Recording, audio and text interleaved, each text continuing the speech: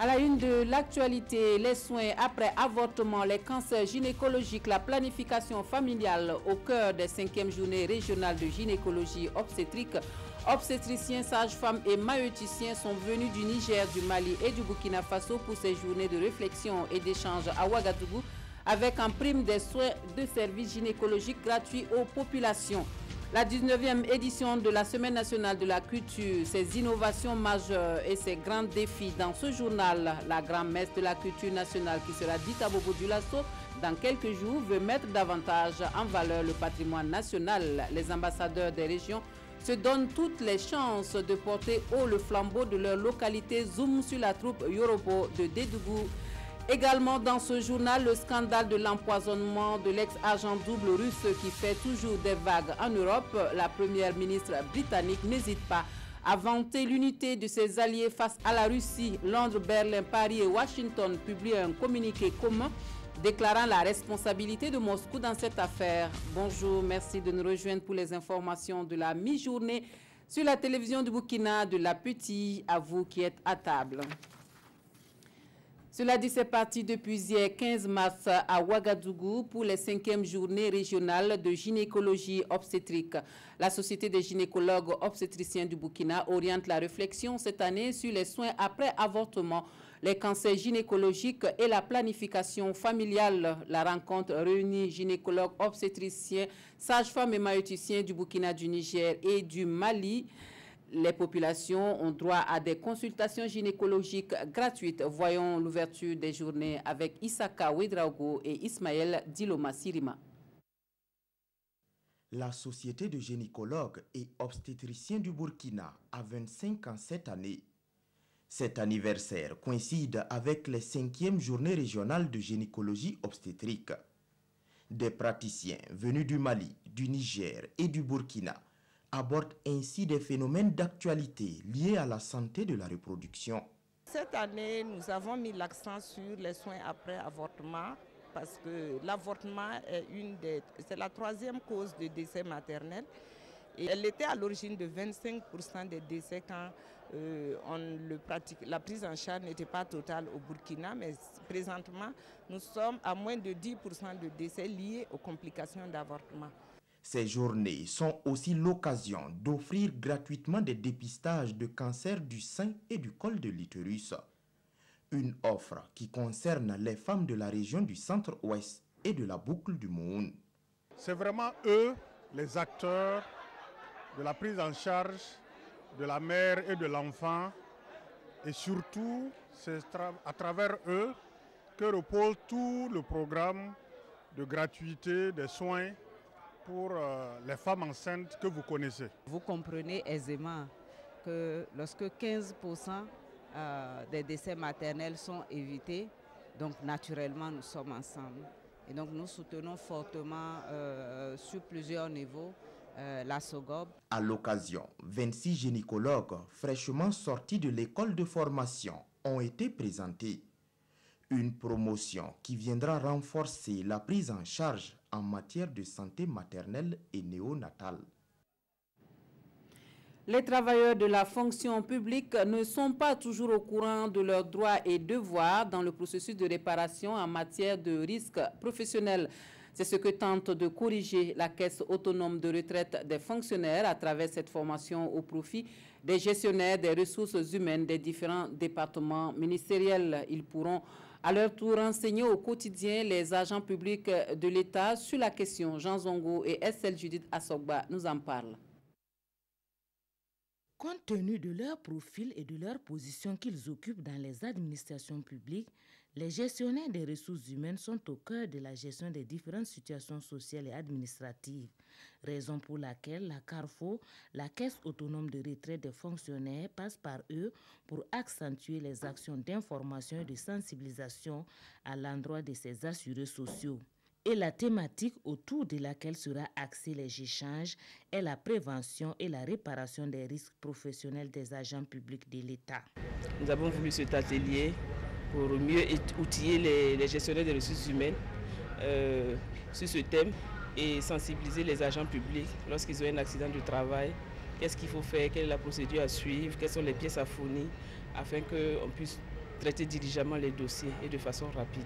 La loi portant régime de prévention et de réparation des risques professionnels applicable aux agents de la fonction publique, aux militaires et aux magistrats a pour objectif de protéger les professionnels de l'État contre les maladies et les accidents liés à l'exercice de leur activité professionnelle. 10 ans après la mise en œuvre de cette couverture sociale, la Carrefour note un faible niveau de déclaration des accidents de travail et de maladies professionnelles et cette rencontre est une opportunité pour ses participants de diagnostiquer les difficultés qui entravent le bon fonctionnement de cette procédure et envisager si possible la relecture de cette loi. Je porte à votre connaissance ce communiqué. Dans la nuit du mercredi 14 au jeudi 15 mars 2018, le poste forestier de Nassougou, dans la commune de Matiakwali, située à une centaine de kilomètres de Fada, a été cible d'une attaque armée par une dizaine d'individus armés non encore identifiés. L'attaque a occasionné une perte en vie humaine d'un préposé des eaux et forêts du nom de Soumbaya Jules Yameogo et des dégâts matériels. Le ministre de l'Environnement, de l'économie verte et du changement climatique présente ses sincères condoléances à la famille éplorée et porte à la connaissance du public que la levée du corps est prévue pour 15 heures à la morgue de l'hôpital Yalgado Ouedraogo ce vendredi 16 mars, suivi de l'inhumation au cimetière municipal de Gounguin à partir de 16 heures. C'est un communiqué émanant donc de la direction de communication et de la presse ministérielle du ministère en charge de l'environnement. Ensuite de ce journal, les intrants sont un élément essentiel dans l'agriculture et le gouvernement tient à doter les producteurs d'intrants en quantité et surtout de bonne qualité. La Commission nationale de contrôle des engrais installée dans ce sens donc doit veiller au grain et il veut en ce sens se donner comme priorité la formation continue de ses membres pour être en phase donc avec les exigences du moment. C'est la deuxième session de formation qui se tient en ce moment même à Bobo Dioulasso. Des précisions avec Drissa Traoré, Siriki Milogo et Rachid Savadogo. La promotion d'une bonne utilisation des engrais est une affaire de tous. Pour relever le défi, une loi portant sur le contrôle des engrais au Burkina Faso a été instituée en novembre 2007. Réunis ici à Bobo Dioulasso, les membres de la Commission nationale de contrôle des engrais renforcent les capacités sur les taxes communautaires en la matière. Il faudrait que les membres d'abord soient au courant de tout ce qui est mis comme texte au niveau national, aussi bien des lois, des décrets et des arrêtés. Ça, c'est vraiment la première mission, l'objectif de l'atelier. Et après, de voir un peu les réglementations au niveau régional, c'est-à-dire dans l'espace CEDEAO. Environ 86% de la population burkinabé est agricole. Une agriculture confrontée aux aléas climatiques, marquée par la pauvreté des sols. Il est donc plus que nécessaire d'optimiser l'utilisation d'intrants agricoles. Ces engrais ont été soumis au contrôle par le laboratoire du Bureau national des sols, qui est le laboratoire spécialisé dans le contrôle de la qualité des sols. Alors, le laboratoire reçoit des échantillons d'engrais, analyse et retourne le rapport d'analyse ainsi que les résultats issus de l'analyse au laboratoire. Certainement, il y a les pratiques des agriculteurs, il y a les conditions climatiques, il y a d'autres facteurs qui peuvent influencer la qualité des engrais qui sont appliqués au niveau du champ. Installée officiellement le 28 octobre 2016, c'est la deuxième session de formation des membres de la Commission nationale de contrôle des engrais. Une commission qui regroupe toutes les parties prenantes du secteur au Burkina Faso.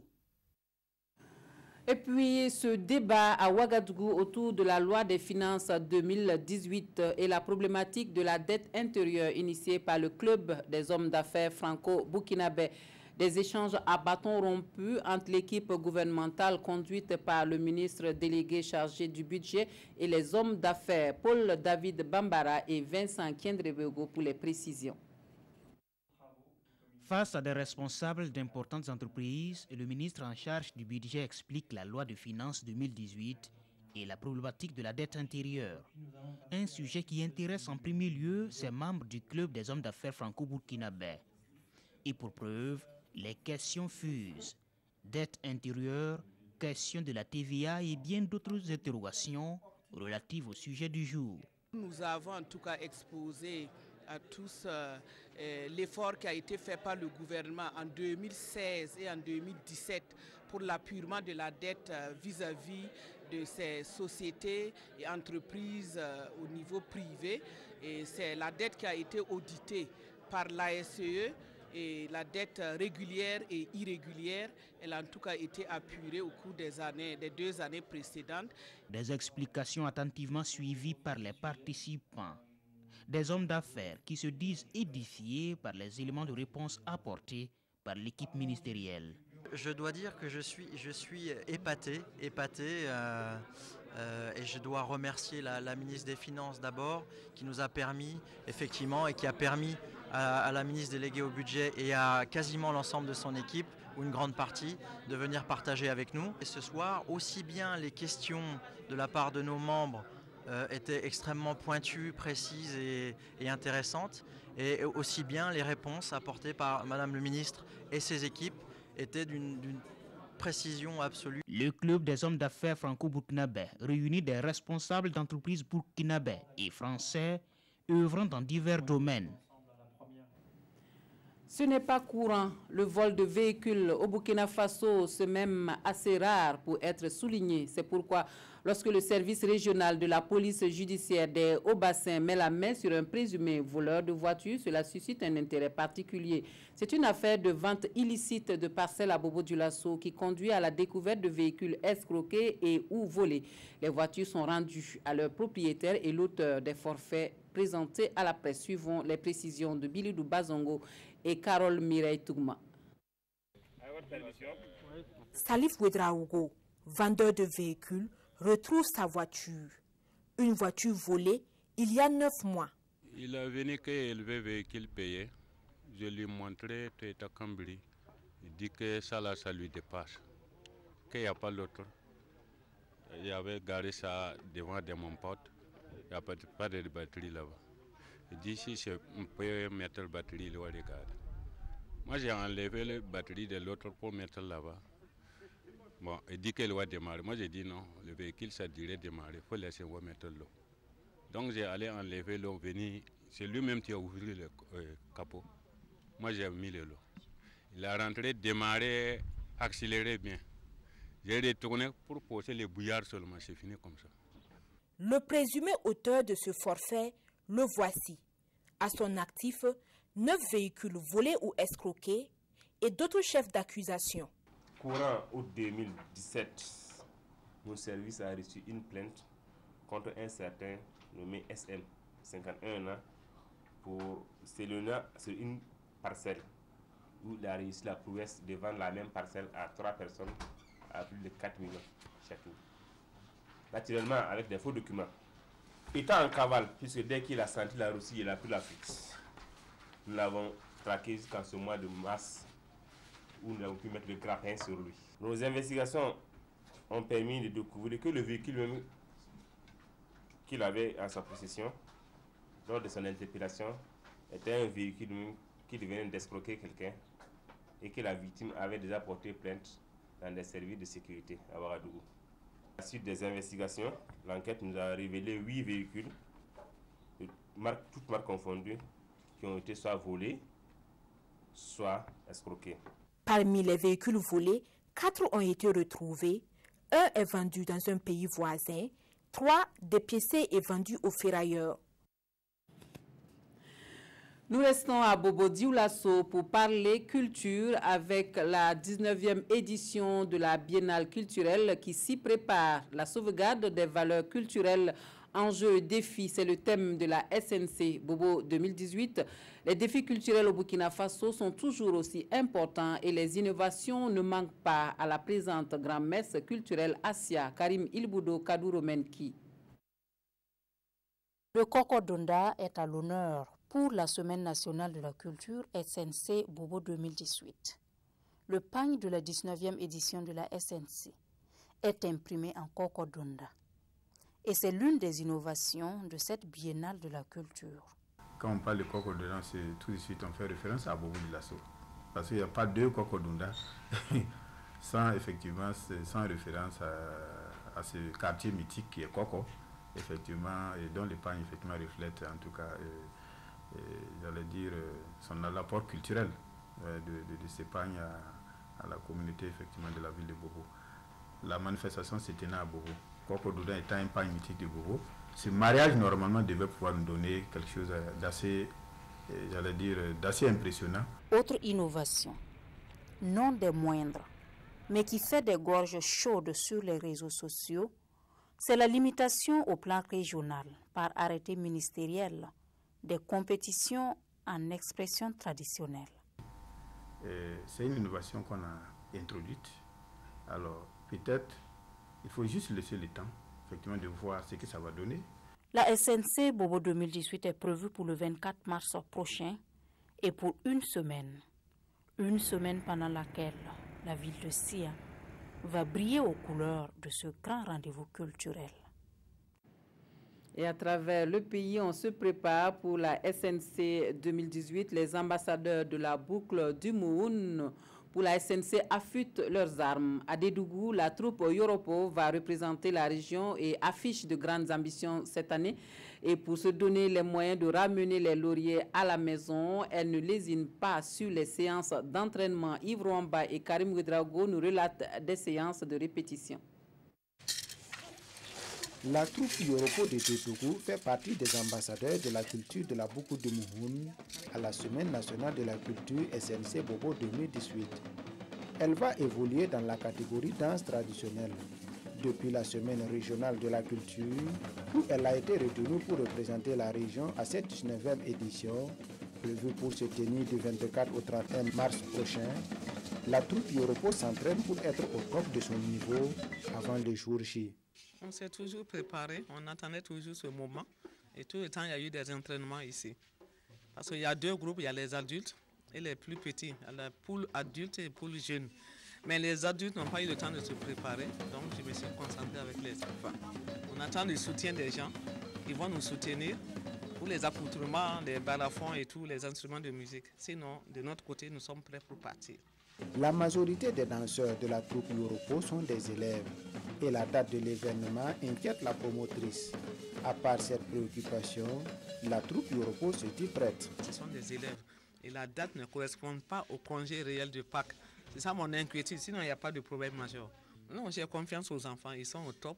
Ils peuvent valablement nous représenter à la SNC 2018 à Bobo.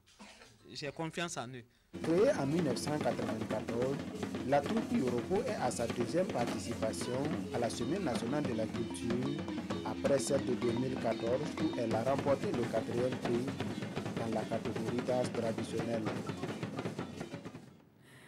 À l'étranger, Londres, Berlin, Paris et Washington publient un communiqué commun dans lequel la responsabilité de Moscou est reconnue dans l'affaire dite d'empoisonnement de l'ex-agent double russe en Angleterre. Moscou rejette les accusations et annonce des représailles.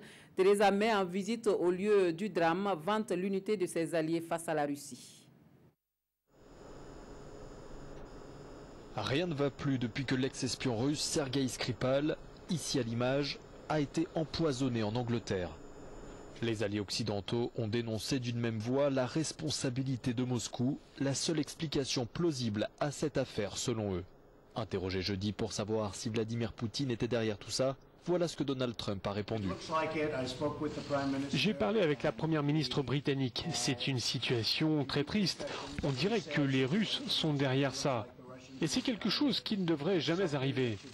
On prend ça très au sérieux, comme beaucoup d'autres personnes.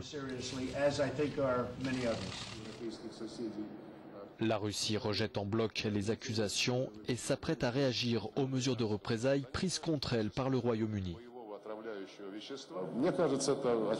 Je pense que cette histoire reflète de manière évidente le désespoir actuel dans lequel se trouve la Grande-Bretagne.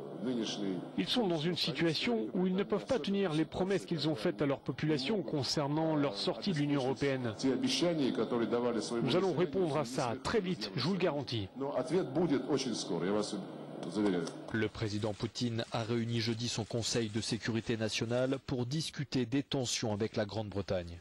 Selon le porte-parole du Kremlin, les participants auraient exprimé leurs préoccupations quant à la position de Londres qualifiée de destructrice et provocatrice.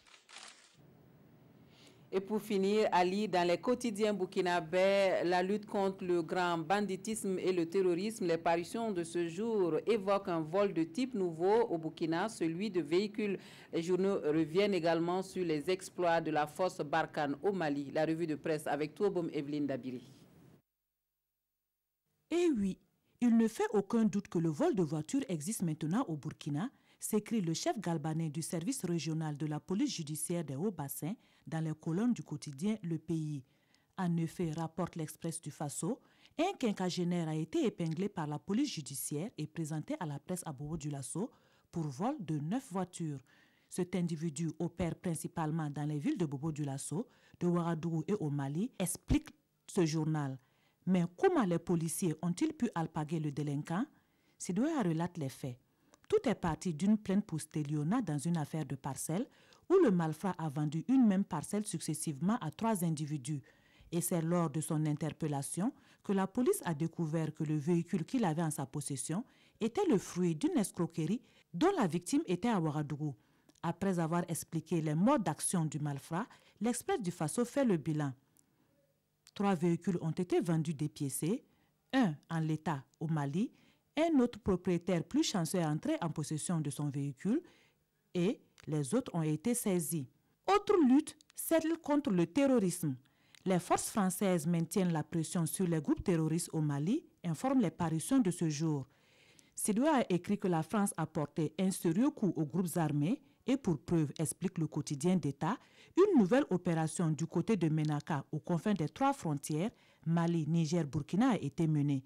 Résultat, une 60aine de terroristes a été mis hors de combat, précise aujourd'hui au Faso. Si un tel exploit est salutaire, il reste que cette efficacité a des conséquences collatérales dans le G5 Sahel, analyse ce journal, qui explique que c'est pour justement répondre au raid de Barkhane que l'attaque du 2 mars dernier a été ficelée et lancée contre le Burkina et son allié, la France. Il est donc temps que la force du G5 Sahel déploie ses ailes pour prêter main forte à la force Barkhane qui lui lave le dos depuis un certain temps. Il est temps que le G5 Sahel se lave le visage, conclut aujourd'hui au Faso. Fin de cette session d'information. Merci de nous avoir reçus chez vous. Excellente suite de programme à tous et à toutes.